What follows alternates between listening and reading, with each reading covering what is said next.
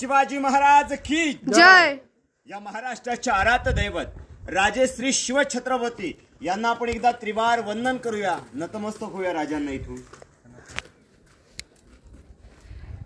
शिवरायांच्या पदस्पर्शाने पावन झालेल्या या पुण्य नगरीत, या पुण्यभूमीत मी आपल्या सर्वांचं सहर्ष स्वागत करतो। इथे मी माझी स्वतःची ओळख करून देतो। माझं नाव आहे मनीष चंद्रकांत गोरे।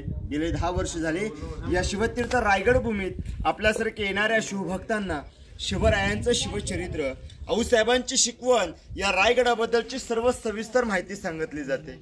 आज आपला प्रवास गडाच्या मागच्या बाजूने म्हणजे रोफळे प्रकल्पाने आपण गडाच्या माथ्यावर आलात। हा रोफळे 1996 वर तयार झालाय, पण शिवकाळातला गडाचा जो पुढील मार्ग होता त्या मार्गातनं गडाच्या पायवटेतनं येताना शिवकाळातला जो मार्ग होता तो पायवटेचा, घोडदळ वाटेचा रस्ता होता। कारण गडाच्या पायथ्यातील गावकरी, आजूबाजूला असणारे प्रांतातील गडकरी, किल्लेदार, पहारेकरी या सर्व लोकांना रायगडाकडे येणं आहे, तर त्याच मार्गाने रायगडाकडे ये जा व्हायचा तो गडाचा पुढील भाग आहे। या रायगडाचं वरचं क्षेत्रफळ पूर्णतः 1200 एकर मध्ये आहे। या गडाचं प्रथमतः मूळ नाव, हा डोंगर प्रथमतः पहिल्या जावळीच्या खोऱ्यात रायरी या नावाने डोंगराची ओळख होती आणि रायरीचा डोंगर महाराजांनी जावळीचे चंद्रराव मोऱ्यांकडनं जिंकला होता। जावळीचं खोर आपण आवर्जून बघितलं असेल, प्रतापगड किल्ला, इथून 65 किलोमीटर त्याचं अंतर आहे। त्या प्रतापगडाच्या पायथ्यापासून रायगडाच्या उत्तरेच्या टोकापर्यंत हा खाली जो भूभाग पाहता, या भूभागाला जावळीचं खोरं म्हटलंय। महाराजांनी जावळीचं खोरं 15 मे 1656 या दिवशी जावळीच्या मोऱ्यांकडनं हा सर्व भाग आपल्या ताब्यात जिंकून घेतला आणि मग राजे या रायरीच्या डोंगराची पाहणी करायला रायरी डोंगराच्या पायथ्यातनं माथ्यावरती आले। या रायरीची पाहणी केली आणि पाहणी करता क्षणी आपल्या राजांच्या तोंडून या रायरीसाठी आलेले उद्गार सभासदांनी आपल्या बखरीमध्ये लिखाण केले। राजे समोर असणाऱ्या पंताने म्हणत आहेत की पंत, राजा कसा जाऊन पाहता, हा गड मात्र बहुत चकोटा। चौतर पहा, या गडाचे जर कडे पाहिले तर गडाचे कडे तासल्यासारखे आहेत। गड हा दीडगाव किल्ला उंच आहे, धोंडाव ताशी एकच आहे। स्वराज्याच्या तख्तासाठी, राजधानीसाठी हा डोंगर योग्य आहे आणि या गडाचं काम हिरोजीनं सोपवलं। 14 वर्ष रायगडाची कामं चालू होती। 14 वर्षात गडावरती बांधलेल्या इमारती 350 आहेत। त्या 350 इमारतीला लागणारा जो दगड आहे ना, खालून आणला, हा गडावरतीच तयार केला। मोठ्या मोठ्या खाणीत तयार केल्या, खाणीतील दगड काढलीत, इमारतींना वापरून घेतली। दगडाला जॉईन करायला चुना, खाण्याचा गुळ आणि शिसं टाकून बांधकाम तयार केलं। एवढं छान मटेरियल छान होतं की या बांधकामाचे गॅरंटी पत्र विचारल्यानंतर हिरोजीने गॅरंटी पत्रामध्ये मजकूर काय लिहिलाय की याव चंद्र दिवा करो विलसतायु मृजुंबते। हिरोजी म्हणतात, अहो राजा, या पृथ्वीला प्रकाश देणारे सूर्यदेव, चंद्रदेव, तारे जोपर्यंत अस्तित्वात हयात आहेत तोपर्यंत रायगडाची सर्व बांधकामं हायत्या अवस्थेत पाहायला भेटतील। हे गडाचं 400 वर्षापूर्वीचं शाश्वती पत्र, गॅरंटी पत्र बघा किती छान मजबूतीने तयार केलेलं आहे। बांधकाम मजबूत आहे। विशेष आज आपल्याला प्रश्न पडला जातो की आम्ही ज्या बेसवरती बसलोय त्या बेसचं घराचं स्वरूप होतं, पण मात्र आज आम्हाला फक्त त्याचा खालचा पाया दिसत आहे। मूळ छत जे होतं ते छत आज अस्तित्वात नाही, कारण या रायगडाला इंग्रजांनी 10 मे 1818 मध्ये गडाच्या खालून वेढा घातला। गडावरती जेवढं सैन्य होतं त्या सैन्याला खायला लागणारा अन्न पुरवठा केला होता, पण एखाद्या शत्रूने जर रायगडाला गडाच्या मागील बाजूने तोफा मारल्या तर गडावरती असणाऱ्या दारू कोठारावरती येऊ शकेल। म्हणून त्या यावेळेस त्या दोन इंग्रज अधिकारी कर्नल प्रॉथर आणि मेजर हॉल या दोघांनी गडाच्या मागच्या बाजूने तोफा चढवल्या डोंगरावरती। डोंगराचं नाव होतं पोटल्याचं डोंगर। तिथून तोफेचा मारा केला गडाच्या माथ्यावरती असणाऱ्या दारू कोठारावरती। दारू कोठार फोडलं। दारू कोठार फोडल्यामुळे रायगड किल्ला इतिहासाच्या नोंदीप्रमाणे 11 ते 12 दिवसात जेवढं लाकडी बांधकाम गडावरती होतं हे सर्व काही जळून गेलं। आज फक्त त्या घराचे आपण अवशेष पाहतो, त्या घराचा खालचा पाया पाहतो, मूळ छत दिसत नाही। कारण समोरच्या भिंतीच्या मध्ये जो गॅप तयार केलाय त्यामध्ये ते लाकडाचे खांब लावून त्या खांबांना उतारत्या भागाचं छत लावलं जायचं। कुंभाराने घडवलेली लाल मातीची कौल असायची। दिवे ठिवळ्या देवळ्या सुद्धा बनवलेल्या आहेत। समोरच्या दरवाजेतनं आतमध्ये आलो, या दाराचं नाव होतं मेनाद्वार। महाराजांच्या राण्या मेन्यात बसून सूर्यास्त सूर्योदय पाहायला या दरवाज्यातनं ये जा करायच्या, त्यामुळे दरवाजेचं नाव मेनाद्वार। आता इथे आतमध्ये महाराजांच्या राण्यांची घरं आहेत, त्या राण्यांची दालनं पाहायला आपण आतमध्ये जातोयच, पण राणींच्या दासी ज्या होत्या त्यांना आरामाचा भाग इथे होता, त्याला दासीचा ओटा म्हटलंय। इथून पुढे आपण राजांच्या राणींचा महल जो होता तो महल पाहायला महलात आपला प्रवेश करूया, राणीमाल पाहूया. दालन एका राणीसाठी बांधलेले एक दालन आहे. या दालनासारखी याच्या मागे एक, याच्या पुढे अजून एक सारखे 5 आहे. आज आपल्याला प्रश्न पडला जातो की राजांच्या नक्की राण्या होत्या किती? राजांच्या राण्या टोटल 8 होत्या. सईबाई, स्वैराबाई, काशीबाई, गुणवंताबाई, लक्ष्मीबाई, पुतळाबाई, सगुणाबाई, सकवारबाई अशा राजांच्या राण्यांची नावं. एवढ्या राण्या करण्याचा हेतू एवढाच होता की स्वराज्यातलं सैन्यबल वाढवायचं. स्वराज्यात लोकांची वाढ करायची आहे.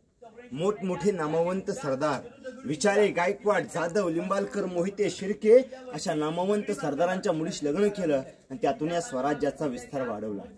गडावती 6 दालनं आहेत. राजांच्या पटराणी सईबाई त्याने अखेरचा श्वास राजगडाकडे सोडला. तिकडे आल्याच नव्हत्या. राजांच्या 3 नंबरच्या राणी ज्या होत्या पुतळाबाई, त्या शेजारी पाचाडला राहिल्या. बाकी सर्व 6 राण्यांची 6 घरं, पहिला चौथरा सज्जा, आलेल्या पाहुण्याला बसायची जागा.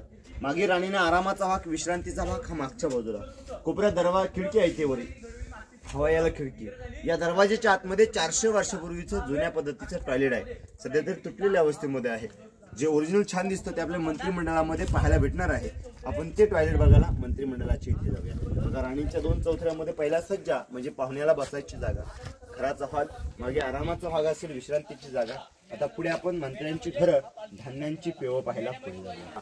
जे खाली वाडे दिसत आहेत हे वाडे शिवकाळातल्या अष्टप्रधानांचे, प्रधानमंत्री महाराजांचे जे 8 मंत्री जे होते ना, त्या मंत्र्यांना राहायची बांधलेली घरं इथे खाली आहे. प्रत्येकाला सेपरेट महलाची जागा. आता मंत्र्यांना आपल्या घराकडे यायचं, त्याने तिथून यायचं आहे. मधला हा भाग गॅलरीचा, महलाचा मुख्य दार समोर आहे. मागे त्यांना सुद्धा टॉयलेट आहे. बघा, मध्ये दगडाला छिद्र मारले. कोपऱ्यात दिसतं बघा, त्या झाडाच्या अलीकडे चौकण्या करा, आयत्या कृतीमध्ये स्केअर केलंय. त्याच्यामध्ये दगडाला मध्ये होल मारलाय. त्या होलातून ते सांडपाणी, खरा पाणी त्या मार्गाने निघून जायचं. हे त्यावेळेचं असणारं शिवकाळातलं टॉयलेटचं नियोजन. हे समोरचं असणारं शिवकाळातलं मंत्र्यांचं महल. इथे 2, त्याच्या पुढे 2, तिकडे कोपऱ्यात 1. या परिसरामध्ये 5 आणि त्या हिरव्या झाडाच्या खाली 3 आहेत. हे सर्व अष्टप्रधानांची घरं आहेत. अनाजी पंत असतील, हंबीराव मोहिते, रामचंद्र त्रिंबक, निराजी रावजी, रघुनाथ पंडित, अशी जे लोक होती त्या लोकांना राहायची बांधलेली घरं इथे खाली आहेत. लाईनमध्ये इथे ते 3 खड्डे दिसतात. या 3 खड्ड्यांना धान्यांची गोदामं, पेव कणगी असं म्हटलंय. एखाद्या शत्रूने गडाला खालून वेढा घातलाय, सैन्य गडावरती अडकून पडले, सैन्याला खायचं. हे धान्यांची पेव आहेत, त्यावेळची कणग्या. आपल्या कोकणात ज्याला कणगी म्हटलं जातं, धान्य स्टोरेज करण्याची जागा.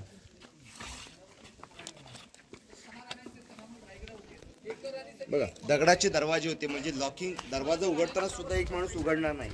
त्यासाठी 2-3 माणसं लागतील दगड बाजूला करायला. धान्य कधी काढलं जायचं? ज्या दिवशी वेळा पडेल त्या दिवशी धान्य दिलं जायचं. नाहीतरी धान्य साठवून दिलं जायचं. 6 महिने पुरेल एवढं धान्य साठवलं जायचं. 3,500 लोकांचे प्रवास करूया. पाहता तिथून आतमध्ये जो प्रवेश केलेला आहे त्या दाराचं नाव आहे शिवकाळातलं. तो आहे तो म्हणजे पालखी द्वार. छत्रपती शिवरायांची पालखी रायगडाकडे येताना याच द्वारातून आतमध्ये महलात येताना या दरवाज्यातून महलात प्रवेश करतो. इथे आतमध्ये राजांचा प्रशस्त राहता राजवाडा आहे. हा वाडा त्यावेळेला भव्य दिव्य होता, 2 मजल्याचा होता. परंतु वाड्याच्या जवळ जाऊया. परंतु राजे महलात येताना इकडनं प्रवेश करायचे. आता इथून पुढे राजांचा वाडा बघायला पुढील प्रवास करूया. बोला छत्रपती श्री शिवाजी महाराज की जय. हे पहा, आज आपण शिवतीर्थ रायगडाच्या अति महत्वाच्या ठिकाणी, पवित्र आणि पावन झालेली भूमी आहे. आणि या पवित्र ठिकाणी म्हणजेच आपल्या राजांच्या राहत्या राजवाड्याचे इथे आहोत. हा वाडा त्यावेळेला एकावर एक असा 2 मजल्याचा होता. याला त्यावेळेला बाहेरनं पैठणी कापडं लावली होती. उजेडासाठी मशाले होत्या आणि त्या मशालीच्या उजेडामध्ये, त्या पैठणी कापडामध्ये या वाड्याचं त्यावेळेचं वैभव किती छान असेल. या वाड्यात आपले राजे शेवट 10 वर्ष राहिले होते. आणि राहताना राजे रोज सकाळी पहाटे 5 वाजले की शेजारी आंघोळ करायला राजांना स्नानगृह बांधलं होतं. स्नानगृहामध्ये स्नान झालं की राजे या महलातनं पुढे जगदीश्वराचं मंदिर आहे त्या मंदिराच्या दर्शनासाठी पुढे जायचे. दर्शन घेतल्यानंतर पुन्हा परतीचा प्रवास होऊन राजे टकमक टोकावरनं आपल्या राष्ट्रमाता राजमाता जिजामा साहेबांचं दर्शन घ्यायचे. चपला खाली घ्या. दर्शन घ्यायचे आणि मग पुढील कामाला सुरुवात केली जायची. रायगडावरती 10 वर्षाचं वास्तव्य असताना याच वाड्यात आपल्या राजांनी आपला अखेरचा श्वास 3 एप्रिल 1680 दुपारी 12 वाजता हनुमंत जयंती होती. 12चा तो प्रहर होता आणि त्या 12च्या प्रहरी आपल्या राजांनी आपला अखेरचा श्वास या वाड्यामध्ये सोडला आणि इथूनच आपल्या राजांची शेवटची अंत्ययात्रा त्या वाड्यातनं शेवट पुढे मंदिराकडे गेली आणि तिकडे राजांच्या देह चिती लागली. ही जागा किती महत्वाची आहे. इथे येणारा प्रत्येक शिवभक्त आजही अभिमानाने झुकला जातो, वाकला जातो, माथा टेकून इथली माती आपल्या मस्तकास लावतो. कारण ज्या वाड्याला सातत्याने महाराजांची पावलं जिथे स्पर्श झाली असतील ती दगड माती समोर पाहायला भेटतात. त्या मातीस आपण नतमस्तक व्हावं, त्या दगडात नतमस्तक व्हावं, इथली माती आपल्या मस्तकास लावावी. एकदा दर्शन घ्या, मग आपण पुढील प्रवास पुढे. काय